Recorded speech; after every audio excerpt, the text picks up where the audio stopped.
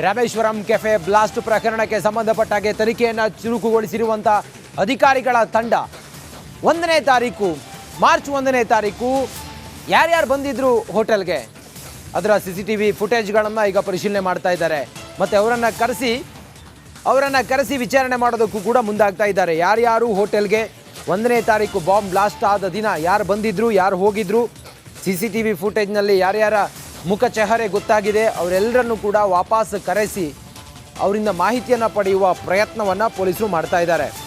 ಅನುಮಾನಾಸ್ಪದವಾಗಿ ಓಡಾಡಿದಂಥ ವ್ಯಕ್ತಿಗಳ ಮೇಲೂ ಕೂಡ ಕಣ್ಣಿಟ್ಟಿದ್ದಾರೆ CCB ಪೊಲೀಸರು. ಟವರ್ ಡಂಪ್ CCTV ಫುಟೇಜ್ ಆಧಾರದ ಮೇಲೆ ವಿಚಾರಣೆಯನ್ನು ಮಾಡ್ತಾ ಇದ್ದಾರೆ.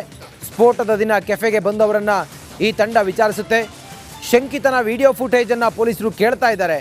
ಬೇರೆ ರಾಜ್ಯಗಳಲ್ಲಿ ಈತ ಏನಾದರೂ ತಲೆಮರೆಸಿಕೊಂಡಿರಬಹುದಾ ಅನ್ನೋದನ್ನು ಪರಿಶೀಲನೆ ಮಾಡೋದಕ್ಕೋಸ್ಕರ ತನಿಖಾ ತಂಡ ಈಗ ಬೇರೆ ರಾಜ್ಯಗಳಿಗೂ ಹೋಗಿ ತನಿಖೆಯನ್ನು ಮಾಡ್ತಾ ಇದೆ, ಪರಿಶೀಲನೆ ಮಾಡ್ತಾ ಇದೆ. ಒಟ್ಟು 3 ರಾಜ್ಯಗಳಲ್ಲಿ ಆರೋಪಿಗಳಿಗಾಗಿ ಹುಡುಕಾಟವನ್ನು ಮಾಡ್ತಾ ಇದ್ದಾರೆ. ಕರ್ನಾಟಕ, ತಮಿಳುನಾಡು, ಕೇರಳದಲ್ಲೂ ಕೂಡ ಹುಡುಕಾಟವನ್ನು ಮಾಡ್ತಾ ಇದ್ದಾರೆ.